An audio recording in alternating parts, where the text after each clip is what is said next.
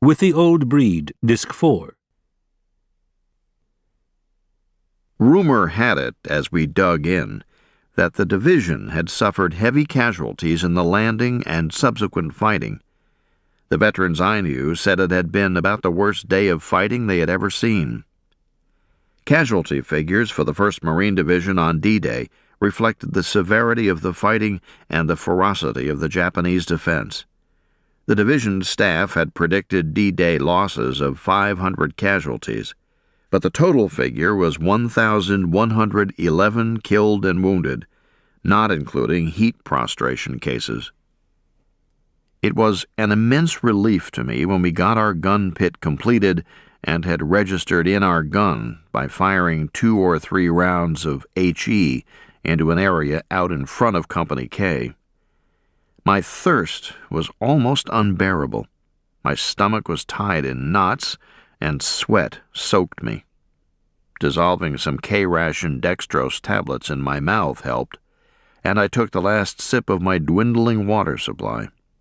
We had no idea when relief would get through with additional water. Artillery shells shrieked and whistled back and forth overhead with increasing frequency, and small arms fire rattled everywhere. In the eerie green light of star shells swinging pendulum-like on their parachutes so that shadows danced and swayed around crazily, I started taking off my right shoe. "Sledgehammer, what the hell are you doing?" Snafu asked in an exasperated tone. "Taking off my boondockers. My feet hurt," I replied. "Have you gone Asiatic?" he asked excitedly. "What the hell are you going to do in your stocking feet if the nips come busting out of that jungle or across this field? We may have to get out of this hole and haul tail if we're ordered to. They're probably going to pull a bonsai before daybreak, and how do you reckon you'll move around on this coral in your stockings?" I said that I just wasn't thinking. He reamed me out good and told me we would be lucky to get our shoes off before the island was secured. I thanked God my Foxhole buddy was a combat veteran. Snafu then nonchalantly drew his K-bar and stuck it in the coral gravel near his right hand. My stomach tightened, and goose flesh chilled my back and shoulders at the sight of the long blade in the greenish light, and the realization of why he placed it within such easy reach. He then checked his .45 automatic pistol. I followed his example with my K-bar as I crouched on the other side of the mortar, checked my carbine, and looked over the mortar shells, HE and flares, stacked up within reach. We settled down for the long night. "Is that theirs or ours, Snafu?" I asked each time a shell went over. There was nothing subtle or intimate about the approach and explosion of an artillery shell. When I heard the whistle of an approaching one in the distance, every muscle in my body contracted. I braced myself in a puny effort to keep from being swept away. I felt utterly helpless. As the fiendish whistle grew louder, my teeth ground against each other, my heart pounded, my mouth dried, my eyes narrowed, sweat poured over me, my breath came in short, irregular gasps, and I was afraid to swallow lest I choke. I always prayed, sometimes out loud. Under certain conditions of range and terrain, I could hear the shell approaching from a considerable distance, thus prolonging the suspense into seemingly unending torture. At the instant the voice of the shell grew the loudest, it terminated in a flash and a deafening explosion similar to the crash of a loud clap of thunder. The ground shook, and the concussion hurt my ears. Shell fragments tore the air apart as they rushed out, whirring and ripping. Rocks and dirt clattered onto the deck as smoke of the exploded shell dissipated. To be under a barrage or prolonged shelling simply magnified all the terrible physical and emotional effects of one shell. To me, artillery was an invention of hell. The onrushing whistle and scream of the big steel package of destruction, was the pinnacle of violent fury and the embodiment of pent-up evil. It was the essence of violence and of man's inhumanity to man. I developed a passionate hatred for shells. To be killed by a bullet seemed so clean and surgical, but shells would not only tear and rip the body, they tortured one's mind almost beyond the brink of sanity. After each shell, I was wrung out, limp and exhausted. During prolonged shelling, I often had to restrain myself and fight back a wild, inexorable urge to scream, to sob, and to cry. As Peleliu dragged on, I feared that if I ever lost control of myself under shell fire, my mind would be shattered. I hated shells, as much for their damage to the mind as to the body. To be under heavy shell fire was, to me, by far the most terrifying of combat experiences. Each time it left me feeling more forlorn and helpless, more fatalistic, and with less confidence that I could escape the dreadful law of averages that inexorably reduced our numbers. Fear is many-faceted and has many subtle nuances, but the terror and desperation endured under heavy shelling are by far the most unbearable. The night wore on endlessly, and I was hardly able to catch even so much as a catnap. Toward the pre-dawn hours, numerous enemy artillery pieces concentrated their fire on the area of scrub jungle from which Lieutenant Colonel Lewis Walt had brought us. The shells screeched and whined over us and crashed beyond in the scrub. "Whew, boy, listen to them nip gunners plaster that area," said a buddy in the next hole. "Yeah," Snafu said. "They must think we're still out there, and I bet you they'll counterattack right across through that place, too." "Thank God we are here and not out there," our buddy said. The barrage increased in tempo as the Japanese gave the vacant scrub jungle a real pounding. When the barrage finally subsided, I heard someone say with a chuckle, "Don't knock it off now, you bastards. Fire all your goddamn shells out there in the wrong place." "Don't worry, knucklehead. They'll have plenty left to fire in the right place, which is going to be where they see us when daylight comes," another voice said. Supplies had been slow in keeping up with the needs of the 5th Marines infantry companies on D-Day. The Japanese kept heavy artillery, mortar, and machine gun fire on the entire regimental beach throughout the day. Enemy artillery and mortar observers called down their fire on amphibian vehicles as soon as they reached the beach. This made it difficult to get the critical supplies ashore and the wounded evacuated. All of Peleliu was a front line on D-Day. No one but the dead was out of reach of enemy fire. The shore party people did their best, but they couldn't make up for the heavy losses of Amtraks needed to bring the supplies to us.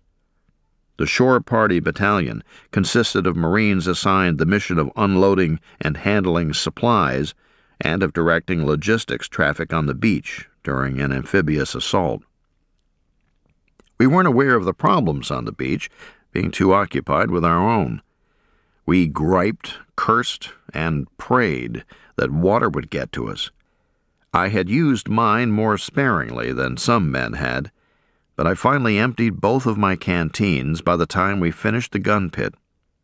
Dissolving dextrose tablets in my mouth helped a little, but my thirst grew worse through the night. For the first time in my life, I appreciated fully the motion picture cliché of a man on a desert crying, "Water! Water!" Artillery shells still passed back and forth overhead just before dawn, but there wasn't much small arms fire in our area. Abruptly there swept over us some of the most intense Japanese machine gun fire I ever saw concentrated in such a small area. Tracers streaked and bullets cracked not more than a foot over the top of our gun pit. We lay flat on our backs and waited as the burst ended. The gun cut loose again, joined by a second and possibly a third. streams of bluish-white tracers. American tracers were red, poured thickly overhead, apparently coming from somewhere near the airfield.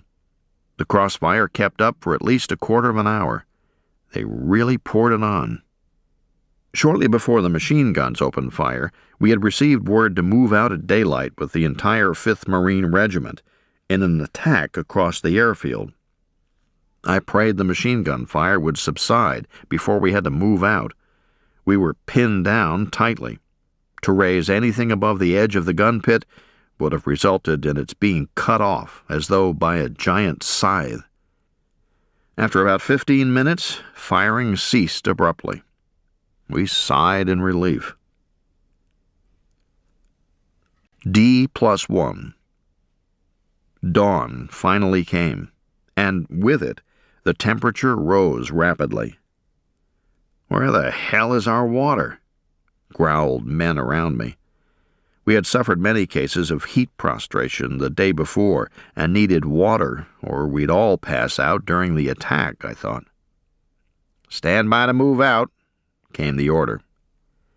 We squared away all of our personal gear. Snafu secured the gun and took it down by folding the bipod and strapping it, while I packed my remaining shells in my ammo bag. "I've got to get some water, or I'm going to crack up," I said. At that moment, a buddy nearby yelled and beckoned to us. "Come on, we found a well."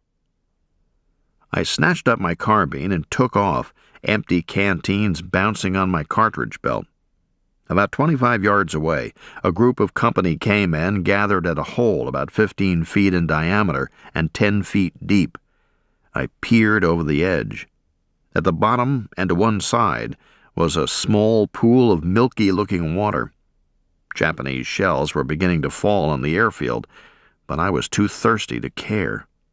One of the men was already in the hole, filling canteens and passing them up. The buddy who had called me was drinking from a helmet with its liner removed. He gulped down the milky stuff and said, "It isn't beer, but it's wet." Helmets and canteens were passed up to those of us waiting. "Don't bunch up, you guys. We'll draw Jap fire sure as hell," shouted one man. The first man who drank the water looked at me and said, "I feel sick." A company corpsman came up yelling, "Don't drink that water, you guys. It may be poisoned." I had just lifted a full helmet to my lips when the man next to me fell, holding his sides and retching violently. I threw down my water, milky with coral dust, and started assisting the corpsman with the man who was ill. He went to the rear, where he recovered. Whether it was poison or pollution, we never knew. "Get your gear on and stand by," someone yelled. Frustrated and angry, I headed back to the gun pit. A detail came up about that time with water cans, ammo, and rations.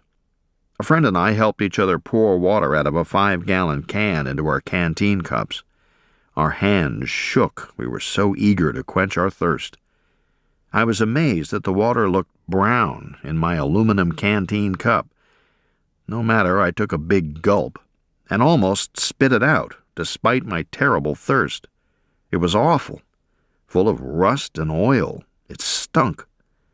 I looked into the cup in disbelief as a blue film of oil floated lazily on the surface of the smelly brown liquid. Cramps gripped the pit of my stomach. My friend looked up from his cup and groaned. "Sledgehammer, are you thinking what I'm thinking?" "I sure am.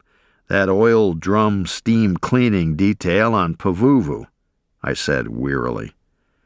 We had been together on a detail assigned to clean out the drums. "I'm a son of a bitch," he growled. "I'll never goof off on another work party as long as I live." I told him I didn't think it was our fault. We weren't the only ones assigned to the detail, and it was obvious to us from the start, if not to some supply officer, that the method we had been ordered to use didn't really clean the drums. But that knowledge was slight consolation out there on the Peleliu airfield in the increasing heat. As awful as the stuff was, we had to drink it or suffer heat exhaustion. After I drained my cup, a residue of rust resembling coffee grounds remained, and my stomach ached.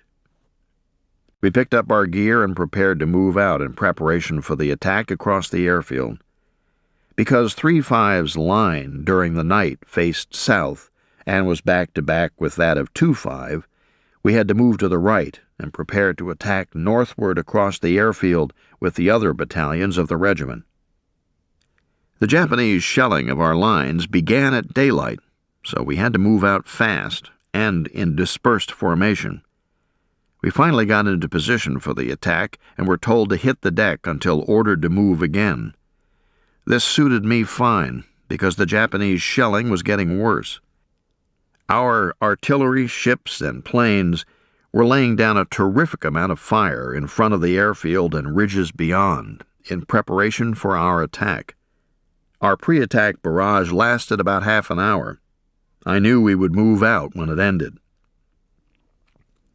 As I lay on the blistering hot coral and looked across the open airfield, heat waves shimmered and danced, distorting the view of Bloody Nose Ridge. A hot wind blew in our faces. An NCO hurried by, crouching low and yelling, "Keep moving out there, you guys. There's less chance you'll be hit if you go across fast and don't stop." "Let's go," shouted an officer who waved toward the airfield. We moved at a walk, then a trot, in widely dispersed waves. 4 infantry battalions, from left to right, 2-1, 1-5, 2-5, and 3-5. This put us on the edge of the airfield, moved across the open, fire-swept airfield. My only concern then was my duty and survival, not panoramic combat scenes. But I often wondered later what that attack looked like to aerial observers and to those not immersed in the firestorms. All I was aware of were the small area immediately around me and the deafening noise. Bloody Nose Ridge dominated the entire airfield. The Japanese had concentrated their heavy weapons on high ground. These were directed from observation posts at elevations as high as 300 feet, from which they could look down on us as we advanced. I could see men moving ahead of my squad, but I didn't know whether our battalion, 3-5, was moving across behind 2-5 and then wheeling to the right. There were also men about 20 yards to our rear. We moved rapidly in the open, amid craters and coral rubble, through ever-increasing enemy fire. I saw men to my right and left running bent as low as possible. The shells screeched and whistled, exploding all around us. In many respects, it was more terrifying than the landing, because there were no vehicles to carry us along, not even the thin steel sides of an Amtrak for protection. We were exposed, running on our own power through a veritable shower of deadly metal and the constant crash of explosions. For me, the attack resembled World War I movies I had seen of suicidal Allied infantry attacks through shell fire on the Western Front. I clenched my teeth, squeezed my carbine stock, and recited over and over to myself, "The Lord is my shepherd, I shall not want. Yea, though I walk through the valley of the shadow of death, I will fear no evil, for thou art with me. Thy rod and thy staff comfort me." The sun bore down unmercifully, and the heat was exhausting. Smoke and dust from the barrage limited my vision.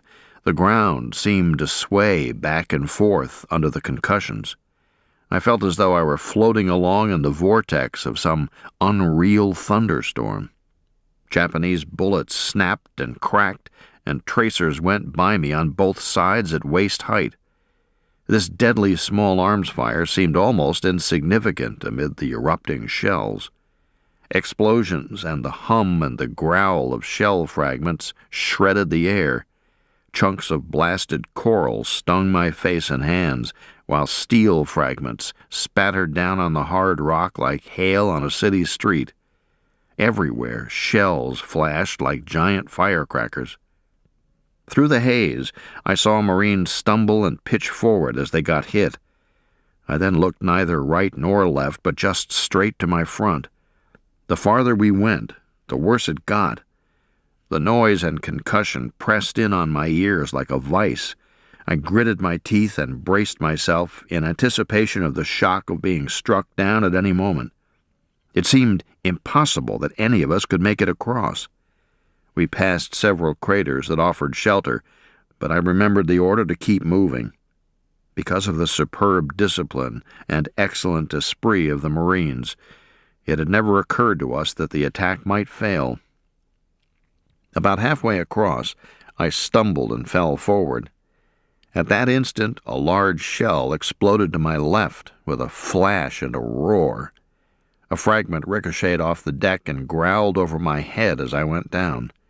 On my right, Snafu let out a grunt and fell as the fragment struck him. As he went down, he grabbed his left side.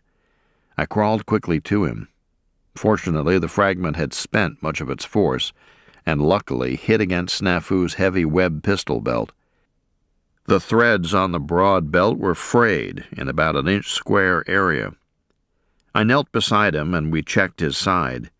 He had only a bruise to show for his incredible luck. On the deck I saw the chunk of steel that had hit him. It was about an inch square and a half-inch thick. I picked up the fragment and showed it to him. Snafu motioned toward his pack.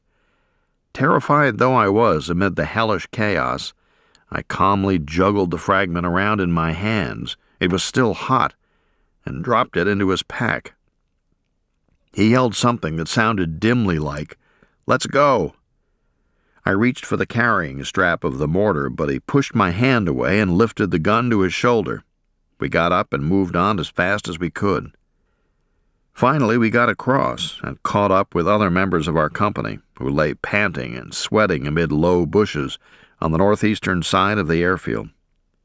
How far we had come in the open I never knew, but it must have been several hundred yards. Everyone was visibly shaken by the thunderous barrage we had just come through. When I looked into the eyes of those fine Guadalcanal and Cape Gloucester veterans, some of America's best, I no longer felt ashamed of my trembling hands, and almost laughed at myself with relief. To be shelled by massed artillery and mortars is absolutely terrifying, but to be shelled in the open is terror compounded beyond the belief of anyone who hasn't experienced it. The attack across Peleliu's airfield was the worst combat experience I had during the entire war. It surpassed by the intensity of the blast and shock of the bursting shells all the subsequent horrifying ordeals on Peleliu and Okinawa. The heat was incredibly intense. The temperature that day reached 105 degrees in the shade. We were not in the shade, and would soar to 115 degrees on subsequent days. Corpsmen tagged numerous Marines with heat prostration as being too weak to continue. We evacuated them. My boondockers were so full of sweat that my feet felt squishy when I walked. Lying on my back, I held up first one foot and then the other. Water literally poured out of each shoe. "Hey, Sledgehammer," chuckled a man sprawled next to me. "You've been walking on water." "Maybe that's why he didn't get hit coming across that airfield," laughed another. I tried to grin and was glad the inevitable wisecracks had started up again. Because of the shape of the airfield, 3-5 was pinched out of the line by 2-5 on our left and 3-7 on our right after our crossing. We swung eastward, and Company K tied in with 3-7, which was attacking in the swampy areas on the eastern side of the airfield. As we picked up our gear, a veteran remarked to me with a jerk of his head toward the airfield where the shelling continued, "That was rough duty. Hate to have to do that every day." We moved through the swamps amid sniper fire and dug in for the night with our backs to the sea. I positioned my mortar in a meager gun pit on a slight rise of ground, about 15 feet from a sheer rock bluff that dropped about 10 feet to the ocean. The jungle growth was extremely thick, but we had a clear hole in the jungle canopy above the gun pit through which we could fire the mortar without having shells hit the foliage and explode. Most of the men in the company were out of sight through the thick mangroves. Still short of water, everyone was weakened by the heat and the exertions of the day. I had used my water as sparingly as possible and had to eat 12 salt tablets that day. We kept close count of these tablets. They caused retching if we took more than necessary. The enemy infiltration that followed was a nightmare. Illumination fired above the airfield the previous night, D-Day, had discouraged infiltration in my sector, but others had experienced plenty of the hellish sort of thing we now faced and would suffer every night for the remainder of our time on Peleliu. The Japanese were noted for their infiltration tactics. On Peleliu they refined them and practiced them at a level of intensity not seen in the past. After we had dug in late that afternoon, we followed a procedure used nearly every night. Using directions from our observer, we registered in the mortar by firing a couple of HE shells into a defilade or some similar avenue of approach in front of the company, not covered by our machine gun or rifle fire, where the enemy might advance. We then set up alternate aiming stakes to mark other terrain features on which we could fire. Everyone lighted up a smoke, and the password for the night was whispered along the line, passed from foxhole to foxhole. The password always contained the letter L, which the Japanese had difficulty pronouncing the way an American would. Word came along as to the disposition of the platoons of the company and of the units on our flanks. We checked our weapons and placed equipment for quick access in the coming night. As darkness fell, the order was passed. The smoking lamp is out. All talking ceased. One man in each foxhole settled down as comfortably as he could to sleep on the jagged rock, while his buddy strained eyes and ears to detect any movement or sound in the darkness. An occasional Japanese mortar shell came into the area, but things were pretty quiet for a couple of hours. We threw up a few HE shells as harassing fire to discourage movement in front of the company.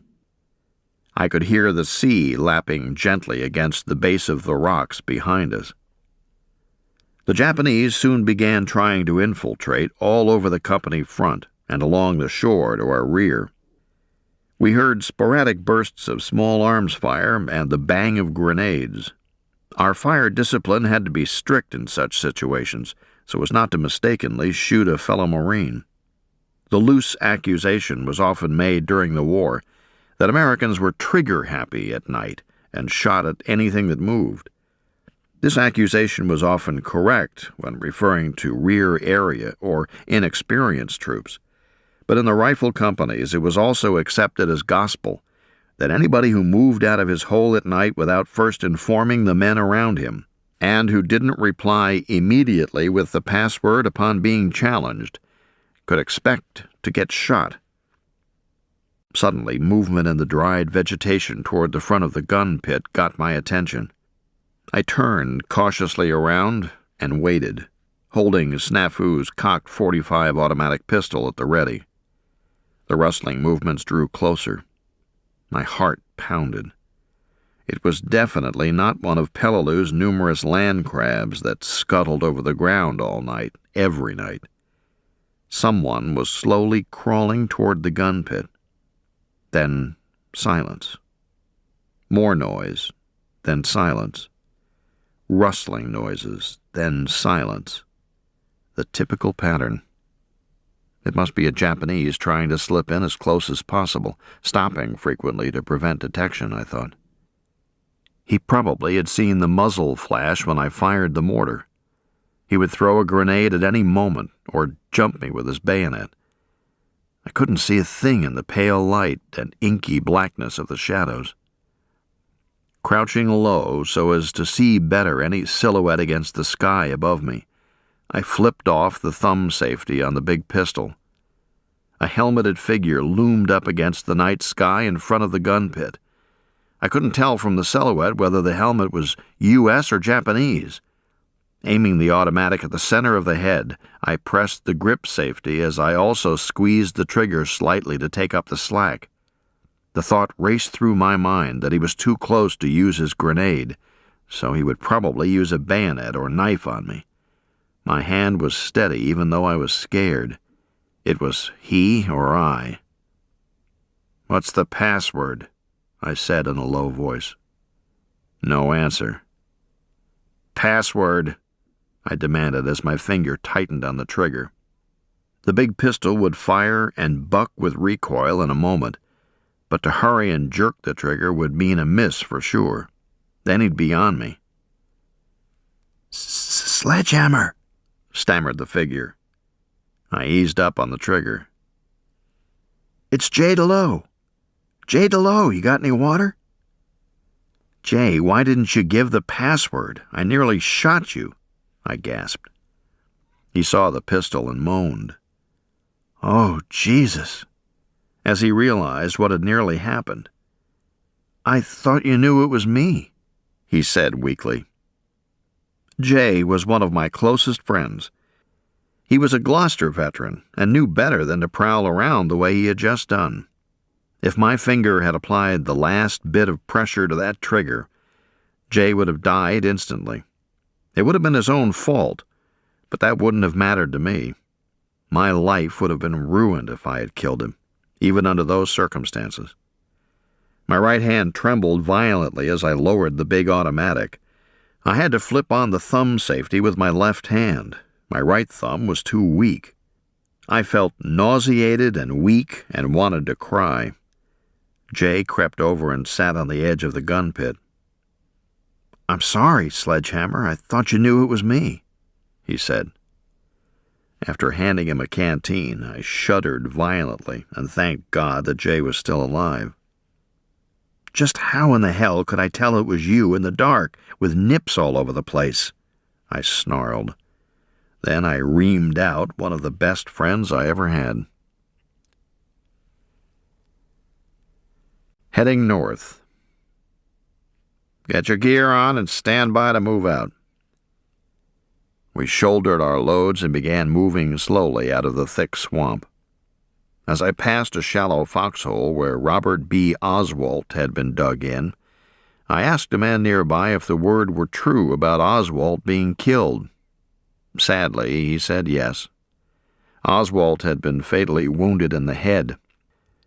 A bright young mind that aspired to delve into the mysteries of the human brain to alleviate human suffering had itself been destroyed by a tiny chunk of metal. What a waste, I thought. War is such self-defeating, organized madness, the way it destroys a nation's best. I wondered also about the hopes and aspirations of a dead Japanese we had just dragged out of the water. But those of us caught up in the maelstrom of combat had little compassion for the enemy. As a wise, salty NCO had put it one day on Pavuvu, when asked by a replacement if he ever felt sorry for the Japanese when they got hit, "Hell no, it's them or us." We moved out, keeping our 5-pace interval through the thick swamp toward the sound of heavy firing. The heat was almost unbearable, and we were halted frequently to prevent heat prostration in the 115-degree temperature. We came to the eastern edge of the airfield and halted in the shade of a scrub thicket. Throwing down our gear, we fell on the deck, sweating, panting, exhausted. I had no more than reached for a canteen when a rifle bullet snapped overhead. "He's close, get down," said an officer. The rifle cracked again. "Sounds like he's right through there a little way," the officer said. "I'll get him," said Howard Neese. "Okay, go ahead, but watch yourself." Neese, a Gloucester veteran, grabbed his rifle and took off into the scrub with the nonchalance of a hunter going after a rabbit in a bush. He angled to one side so as to steal up on the sniper from the rear. We waited a few anxious moments, then heard 2 M1 shots. "Old Howard got him," confidently remarked one of the men. Soon Howard reappeared wearing a triumphant grin and carrying a Japanese rifle and some personal effects. Everyone congratulated him on his skill, and he reacted with his usual modesty. "Rack 'em up, boys," he laughed. We moved out in a few minutes through some knee-high bushes onto the open area at the edge of the airfield. The heat was terrific. When we halted again, we lay under the meager shade of the bushes. I held up each foot and let the sweat pour out of my boondockers. A man on the crew of the other weapon in our mortar section passed out. He was a Gloucester veteran, but Peleliu's heat proved too much for him. We evacuated him. But unlike some heat prostration cases, he never returned to the company. Some men pulled the rear border of their camouflaged helmet cover out from between the steel and the liner, so the cloth hung down over the backs of their necks. This gave them some protection against the blistering sun, but they looked like the French Foreign Legion in a desert. After a brief rest, we continued in dispersed order. We could see Bloody Nose Ridge to our left front. Northward from that particular area, 2nd Battalion, 1st Marines, 2-1, was fighting desperately against Japanese hidden in well-protected caves. We were moving up to relieve 1st Battalion, 5th Marines, 1-5, and would tie in with the 1st Marines. Then we were to attack northward along the eastern side of the ridges. On this particular day, 17 September, the relief was slow and difficult. As 3-5 moved in and the men of 1-5 moved out, the Japanese in the ridges on our left front poured on the artillery and mortar fire. I pitied those tired men in 1-5 as they tried to extricate themselves without casualties. Their battalion, as with the others in the 5th Marines, had had a rough time crossing the airfield through the heavy fire the previous day. But once they got across, they met heavy resistance from pillboxes on the eastern side. We had been more fortunate. After getting across the airfield, 3-5 moved into the swamp, which wasn't defended as heavily. With the relief of 1-5 finally completed, we tied in with the 1st Marines on our left and 2-5 on our right. Our battalion was to attack during the afternoon through the low ground along the eastern side of Bloody Nose, while 2-5 was to clean out the jungle between our right flank and the eastern shore. As soon as we moved forward, we came under heavy flanking fire from Bloody Nose Ridge on our left. Snafu delivered his latest communique on the tactical situation to me as we hugged the deck for protection. "They need to get some more damn troops up here," he growled. Our artillery was called in, but our mortars could fire only to the front of the company and not on the left flank area, because that was in the area of the 1st Marines. The Japanese observers on the ridge had a clear, unobstructed view of us. Their artillery shells whined and shrieked, accompanied by the deadly whispering of the mortar shells. Enemy fire grew more intense until we were pinned down. We were getting the first bitter taste of Bloody Nose Ridge, and we had increasing compassion for the 1st Marines on our left, who were battering squarely into it. The Japanese ceased firing when our movement stopped. Yet as surely as 3 men grouped together or anyone started moving, enemy mortars opened up on us. If a general movement occurred, their artillery joined in. The Japanese began to demonstrate the excellent fire discipline that was to characterize their use of all weapons on Peleliu.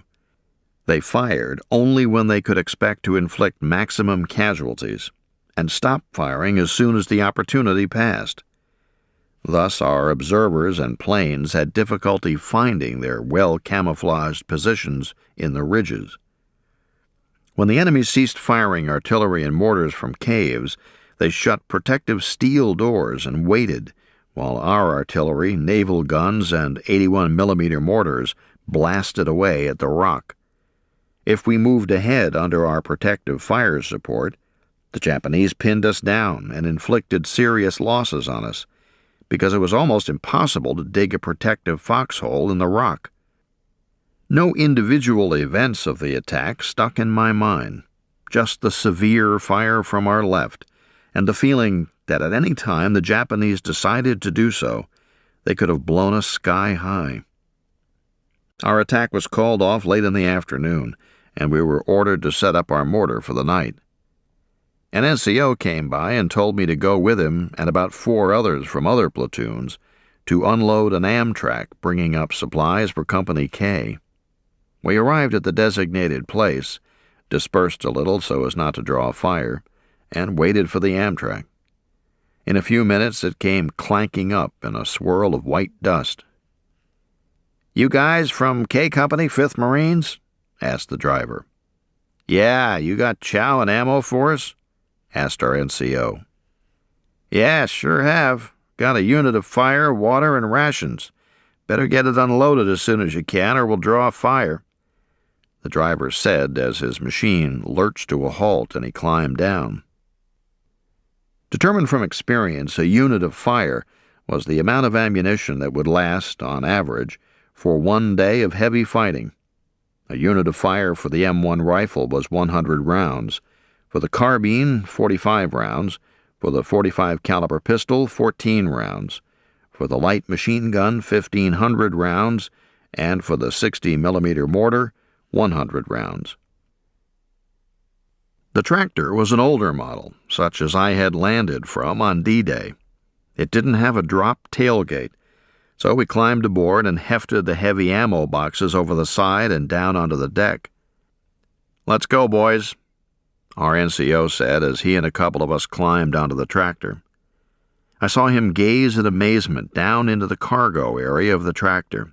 At the bottom, wedged under a pile of ammo boxes, we saw one of those infernal 55-gallon oil drums of water.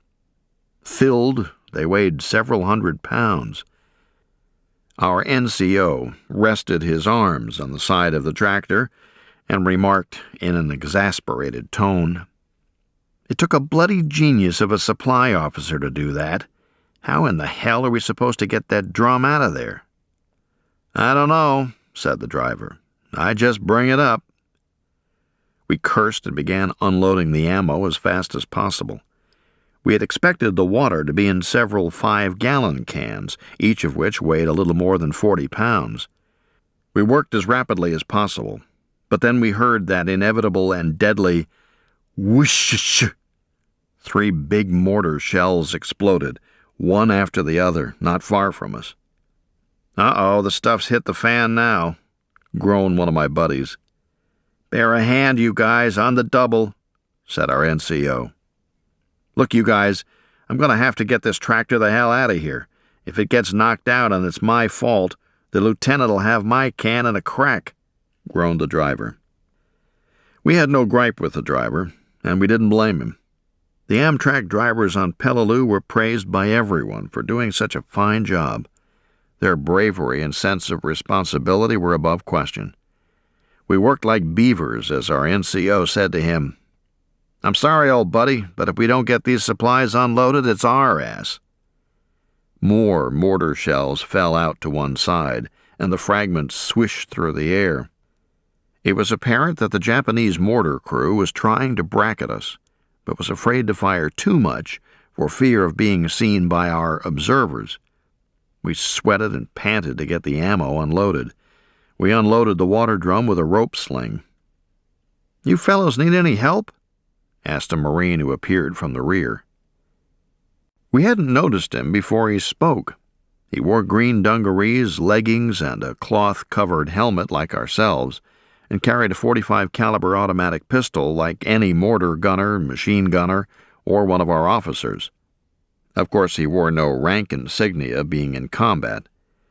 What astonished us was that he looked to be more than 50 years old and wore glasses, a rarity. For example, only 2 men in Company K wore them. When he took off his helmet to mop his brow, we saw his gray hair. Most men forward of division and regimental CPs were in their late teens or early 20s. Many officers were in their mid-20s. When asked who he was and what unit he was in, he replied, Captain Paul Douglas. I was division adjutant until that barrage hit the 5th Marine CP yesterday. Then I was assigned as R1, personnel officer, in the 5th Regiment. I am very proud to be with the 5th Marines, he said. Gosh, Captain, you don't have to be up here at all, do you? Asked one of our detail in disbelief as he passed ammo boxes to the fatherly officer. No, Douglas said. But I always want to know how you boys up here are making out, and I want to help if I can. What company you fellas from? From K Company, sir, I answered. His face lit up, and he said, Ah, you're in Andy Haldane's company. We asked Douglas if he knew Ack. He said yes, they were old friends. As we finished unloading, we all agreed that there wasn't a finer company commander than Captain Haldane. A couple more mortar shells crashed nearby. Our luck would run out soon. Japanese gunners usually got right on target. So we yelled, Shove off, to the driver. He waved and clanked away in his unloaded Amtrak. Captain Douglas helped us stack some of the ammo and told us we had better disperse. I heard a buddy ask, What's that crazy old gray-headed guy doing up here if he could be back at regiment? Our NCO growled, Shut up, knock it off, you 8-ball. He's trying to help knuckleheads like you, and he's a damned good man. Paul Douglas became a legend in the 1st Marine Division. This remarkable man was 53 years old, had been an economics professor at the University of Chicago, and had enlisted in the Marine Corps as a private. In the Peleliu battle, he was slightly wounded carrying flamethrower ammunition up to the lines. At Okinawa, he was wounded seriously by a bullet in the arm while carrying wounded for 3-5. Even after months of therapy, he didn't regain complete use of the limb.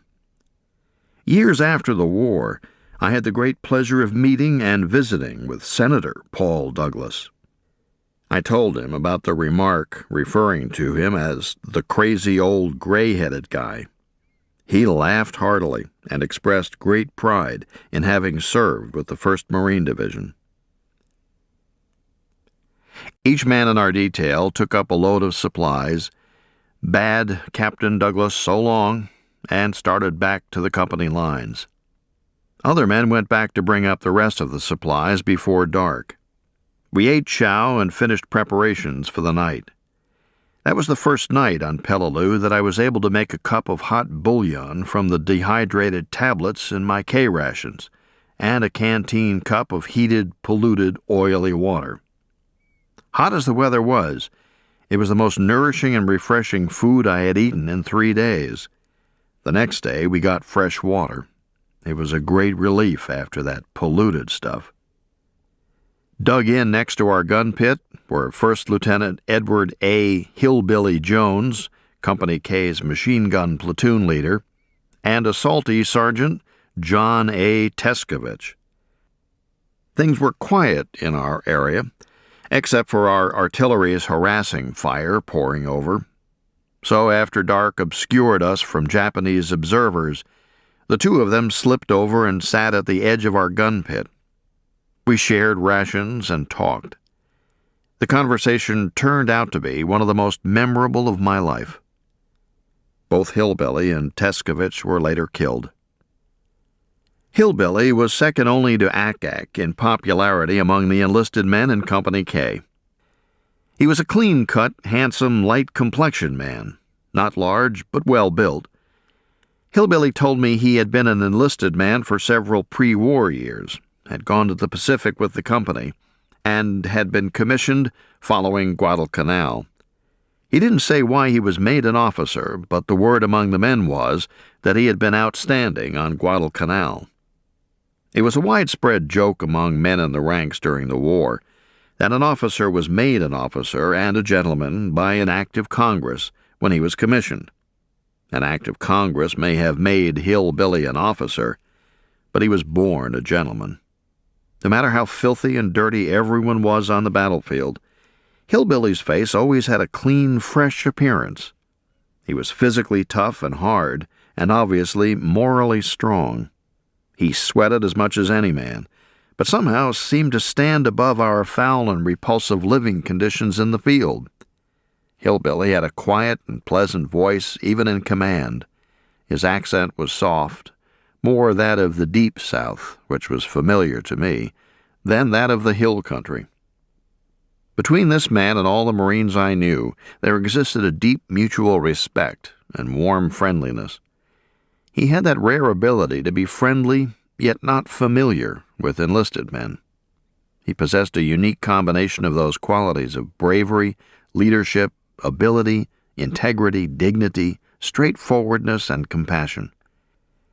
The only other officer I ever knew who was his equal in all these qualities was Captain Haldane. That night, Hillbilly talked about his boyhood and his home in West Virginia. He asked me about mine. He also talked about his pre-war years in the Marine Corps. Later, I remembered little of what he said, but the quiet way he talked calmed me. He was optimistic about the battle in progress and seemed to understand and appreciate all my fears and apprehensions. I confided in him that many times I had been so terrified that I felt ashamed, and that some men didn't seem to be so afraid. He scoffed at my mention of being ashamed, and said that my fear had been no greater than anyone else's, but that I was just honest enough to admit its magnitude.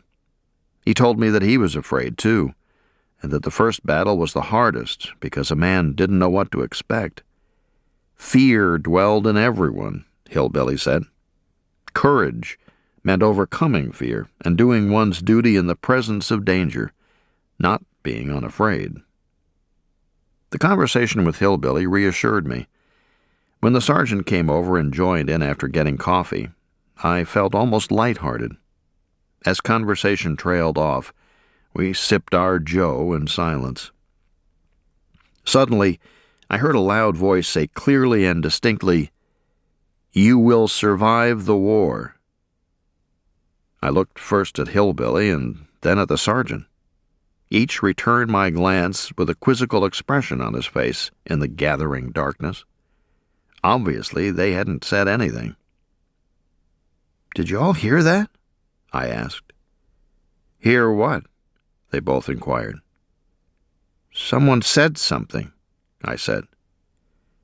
"I didn't hear anything. How about you?" said Hillbilly, turning to the sergeant. "No, just that machine gun off to the left." Shortly the word was passed to get settled for the night. Hillbilly and the sergeant crawled back to their hole as Snafu returned to the gun pit. Like most persons, I had always been skeptical about people seeing visions and hearing voices, so I didn't mention my experience to anyone. But I believed God spoke to me that night on that Peleliu battlefield, and I resolved to make my life amount to something after the war. That night, the third since landing, as I settled back in the gun pit, I realized I needed a bath. In short, I stunk. My mouth felt, as the saying went, like I had gremlins walking around in it with muddy boots on. Short as it was, my hair was matted with dust and rifle oil. My scalp itched, and my stubble beard was becoming an increasing source of irritation in the heat. Drinking water was far too precious in those early days to use in brushing one's teeth or in shaving, even if the opportunity had arisen. The personal bodily filth imposed upon the combat infantrymen by living conditions on the battlefield was difficult for me to tolerate. It bothered almost everyone I knew. Even the hardiest Marine typically kept his rifle and his person clean. His language and his mind might need a good bit of cleaning up, but not his weapon, his uniform, or his person. We had this philosophy drilled into us in boot camp, and many times at Camp Elliott I had to pass personal inspection to the point of clean fingernails before being passed as fit to go on liberty. To be anything less than neat and sharp was considered a negative reflection on the Marine Corps, and wasn't tolerated. It was tradition and folklore of the 1st Marine Division that the troops routinely referred to themselves when in the field as the Raggedy-Ass Marines. The emphasis during maneuvers and field problems was on combat readiness. Once back in the camp, however, no matter where in the boondocks it was situated, the troops cleaned up before anything else. In combat, cleanliness for the infantrymen was all but impossible. Our filth added to our general misery. Fear and filth went hand in hand. It has always puzzled me that this important factor in our daily lives has received so little attention from historians, and often is omitted from otherwise excellent personal memoirs by infantrymen. It is, of course, a vile subject, but it was as important to us then as being wet or dry, hot or cold, in the shade or exposed to the sun, hungry, tired, or sick. Early the next morning, 18 September, our artillery and 81mm mortars shelled Japanese positions to our front as we prepared to continue the previous day's attack northward on the eastern side of Bloody Nose Ridge. A typical pattern of attack in our company, or any other rifle company, went something like this. Our two mortars would fire on certain targets or areas known or thought to harbor the enemy. Our light machine gun squads fired on areas in front of the rifle platoons they were attached to support. Then, two of the three rifle platoons moved out in dispersed order. The remaining platoon was held in company reserve. Just before the riflemen moved out, we ceased fire with the mortars.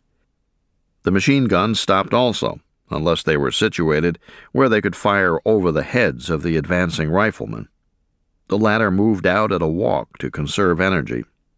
If they received enemy fire, they moved from place to place in short rushes. Thus they advanced until they reached the objective. The mortars stood by to fire if the riflemen ran into strong opposition, and the machine gun squads moved forward to add their fire support. The riflemen were the spearhead of any attack. Consequently, they caught more hell than anybody else. The machine gunners had a tough job because the Japanese concentrated on trying to knock them out. The flamethrower gunner had it rough, and so did the rocket launcher gunners and the demolitions men. The 60mm mortar men caught it from Japanese counter-battery fire of mortars and artillery, snipers, who were numerous, and bypassed Japanese machine guns, which were common. The tankers caught hell from mortar and artillery fire and mines, but it was always the riflemen who had the worst job. The rest of us only supported them. Marine Corps tactics called for bypassing single snipers or machine guns in order to keep forward momentum. Bypassed Japanese were knocked out by a platoon or company of infantry in reserve.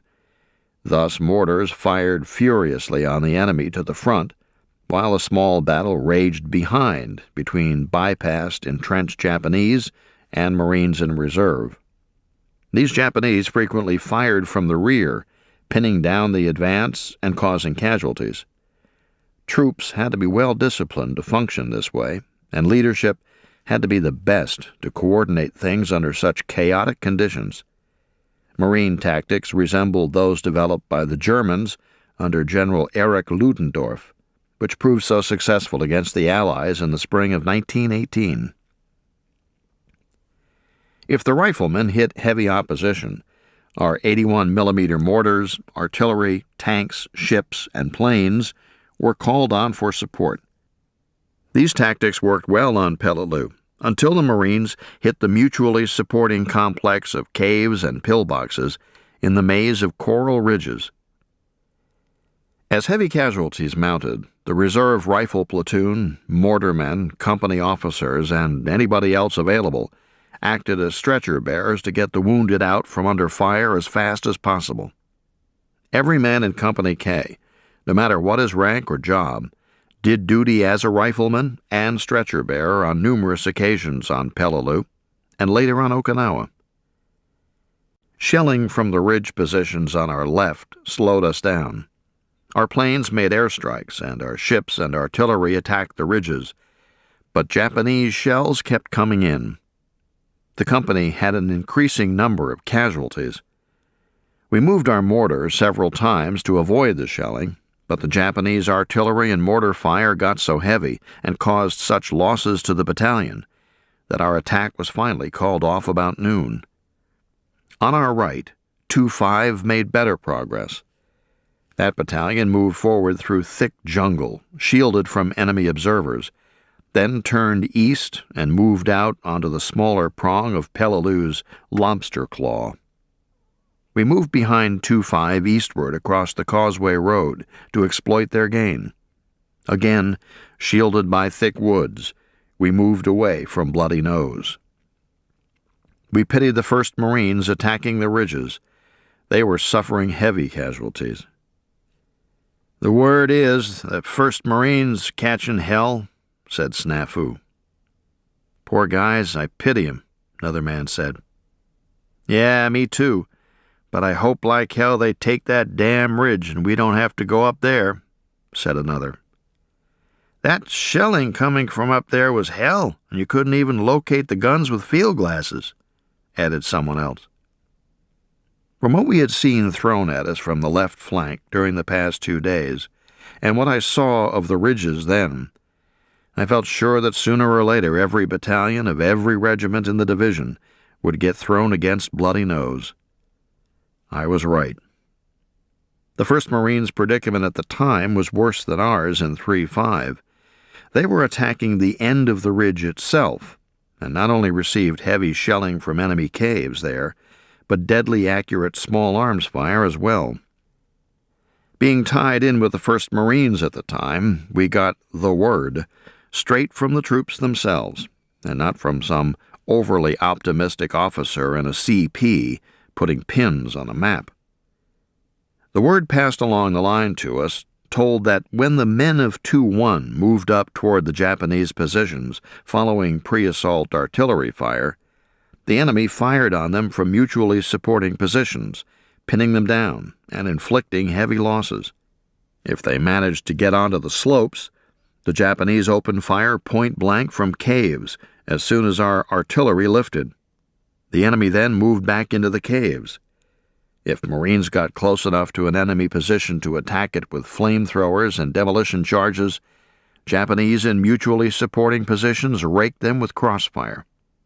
Each slight gain by the 1st Marines on the ridges came at almost prohibitive cost in casualties. From what little we could see of the terrain and from the great deal we heard firsthand of the desperate struggle on our left, some of us suspected that Bloody Nose was going to drag on in a long battle with many casualties. The troops got paid to do the fighting. I made $60 a month, and the high command the thinking. But the big brass were predicting optimistically that the Japanese defenses in the ridges would be breached any day, and Peleliu would be secured in a few days. For nearly a week of bitter combat, Major General William H. Rupertus insisted that the 1st Marine Division could handle the job on Peleliu alone. Only after the 1st Marine Regiment was ground down to a nub, suffering 56% casualties, did Major General Roy Geiger, commander of the 3rd Marine Amphibious Corps, overrule Rupertus and order in the U.S. Army's 321st Infantry Regiment to help the Marines.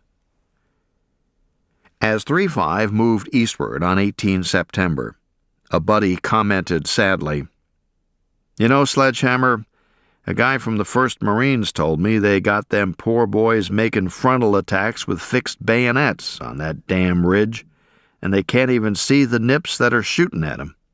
That poor kid was really depressed. Don't see no way he can come out alive. There just ain't no sense in that. They can't get nowhere like that. It's slaughter." "Yeah, some goddamn glory-happy officer wants another medal, I guess, and the guys get shot up for it.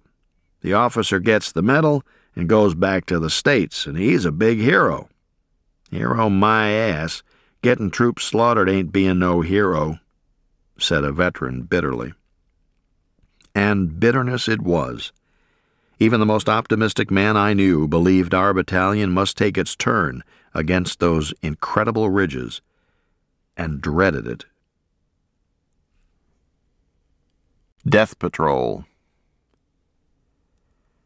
As we moved toward the smaller Lobster Claw, Snafu chanted, "Oh, them mortar shells are busting up that old gang of mine," to the tune of "Those wedding bells are breaking up that old gang of mine." We halted frequently to rest briefly and to keep down the number of cases of heat prostration. Although not heavy, my pack felt like a steaming hot wet compress on my shoulders and upper back.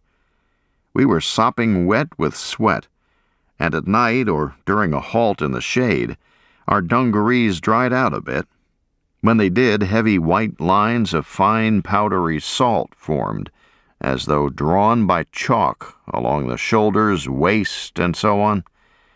Later, as the campaign dragged on and our dungarees caked with coral dust, they felt like canvas instead of soft cotton. I carried a little Gideon's New Testament in my breast pocket, and it stayed soaked with sweat during the early days. The Japanese carried their personal photos and other papers in waterproof green rubber pocket-sized folding bags. I liberated one such bag from a corpse and used it as a covering for my New Testament.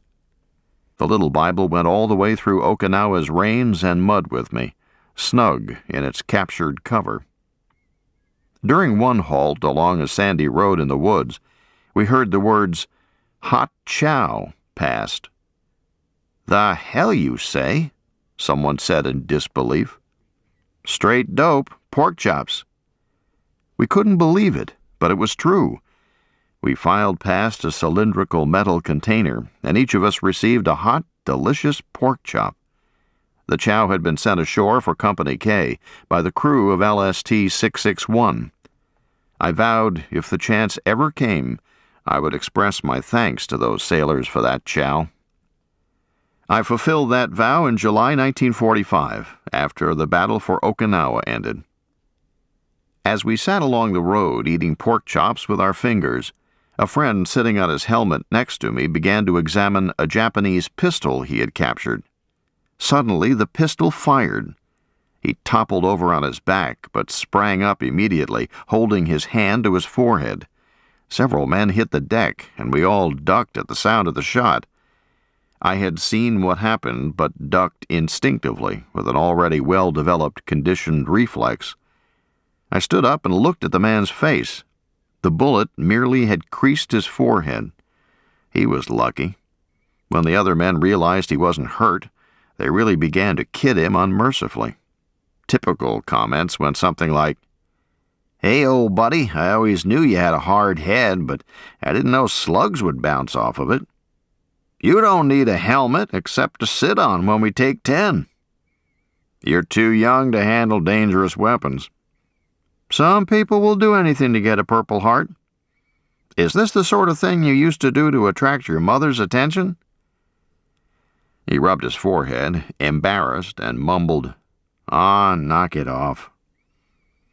We moved along a causeway and finally halted on the edge of a swamp, where the company deployed and dug in for the night. Things were fairly quiet. The next morning, the company swung south, pushing through the heavy growth behind a mortar and artillery barrage. We killed a few Japanese throughout the area. Late in the day, Company K deployed again for the night. The following day, Company K received a mission to push a strong combat patrol to the east coast of the island. Our orders were to move through the thick growth onto the peninsula that formed the smaller Claw and set up a defensive position at the northern tip of the landmass on the edge of a mangrove swamp. Our orders didn't specify the number of days we were to remain there. First Lieutenant Hillbilly Jones commanded the patrol, consisting of about 40 Marines plus a war dog, a Doberman Pinscher. Sergeant Henry Hank Boys was the senior NCO. As with all combat patrols, we were heavily armed with rifles and BARs. We also had a couple of machine gun squads and the mortar squad with us. Never missing an opportunity to get into the action with his cold steel, Sergeant Haney volunteered to go along. G2, Division Intelligence, reports there are a couple thousand Japs somewhere on the other side of that swamp, and if they try to move across it to get back to the defensive positions in Bloody Nose, we're going to hold them up until artillery, airstrikes, and reinforcements can join us, a veteran NCO said in a terse voice. Our mission was to make contact with the enemy, test his strength, or occupy and hold a strategic position against enemy attack. I wasn't enthusiastic about it. We picked up extra rations and ammunition as we filed through the company lines, exchanging parting remarks with friends. Heading into the thick scrub brush, I felt pretty lonesome, like a little boy going to spend his first night away from home. I realized that Company K had become my home. No matter how bad a situation was in the company, it was still home to me. It was not just a lettered company in a numbered battalion, in a numbered regiment, in a numbered division. It meant far more than that. It was home. It was my company. I belonged in it and nowhere else. Most Marines I knew felt the same way about their companies in whatever battalion, regiment, or Marine division they happened to be. This was the result of, or maybe a cause for, our strong esprit de corps. The Marine Corps wisely acknowledged this unit attachment. Men who recovered from wounds and returned to duty nearly always came home to their old company. This was not misplaced sentimentality, but a strong contributor to high morale. A man felt that he belonged to his unit and had a niche among his buddies, whom he knew and with whom he shared a mutual respect, welded in combat. This sense of family was particularly important in the infantry, where survival and combat efficiency often hinged on how well men could depend on one another.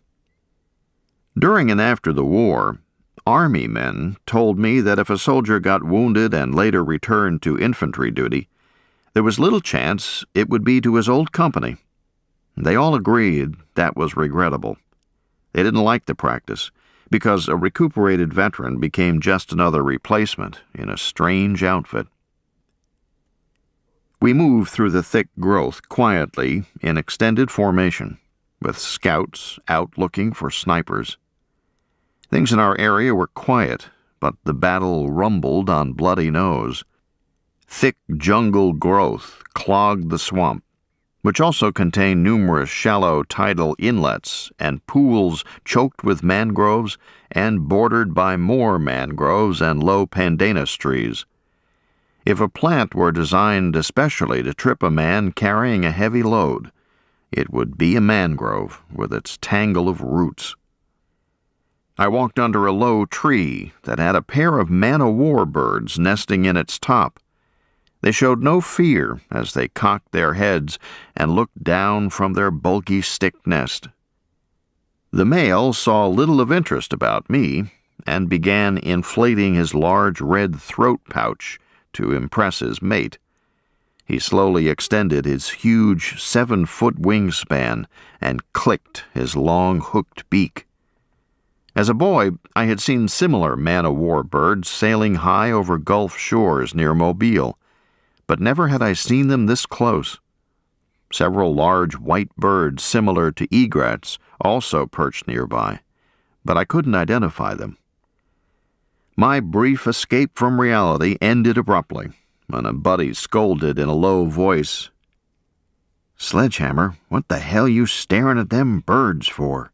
You gonna get separated from the patrol," as he motioned vigorously for me to hurry. He thought I'd lost my senses, and he was right. That was neither the time nor the place for something as utterly peaceful and ethereal as bird-watching.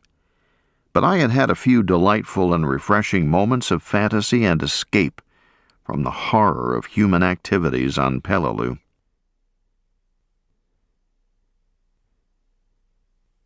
This ends Disc 4.